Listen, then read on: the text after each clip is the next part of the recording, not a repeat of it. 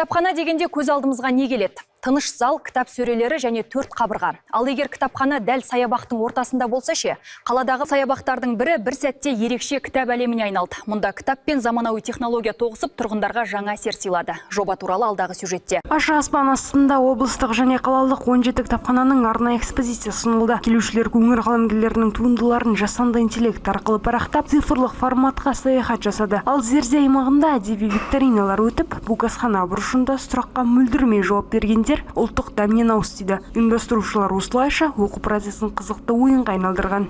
Бұл жобаның ерекшелігі біз тек қана кітапхана ғимаратында емес, бұны ашық аспан астында біздің тұрғындарға осы кітапты насихаттау, кітап оқитын ұлт қалыптастыру мақсатында ұйымдастырып отырмыз.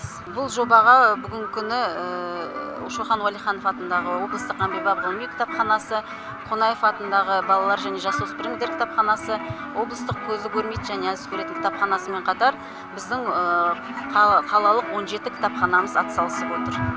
Жобаның тағы бір маңызды бөлшегі инклюзивті орта қалыптастыру. Көзі нашар көретін азаматтар үшін саябақтың шахмат алаңында Braille қарпіндегі арнайы әдебиеттер мен тактильді аймақ жұмыс істеді.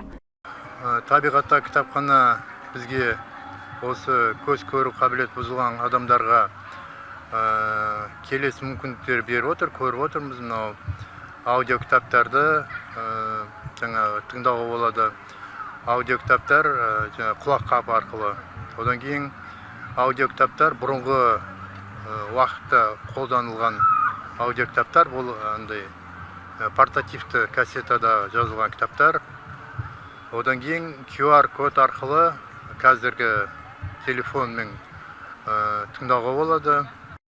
Мәдени іс-шара тек көрмемен шектелген жоқ. Кез келген тұрғын ұнаған шығармасын бірден оқырман формулярына тіркеп үйіне алып кетті. Ал жеке қорын байытқысы келгендер үшін саябақ ішінде арнайы кітап жәрмеңкесі ұйымдастырылып, отандық баспалардың үздік туындылары сатылымға шығарылды.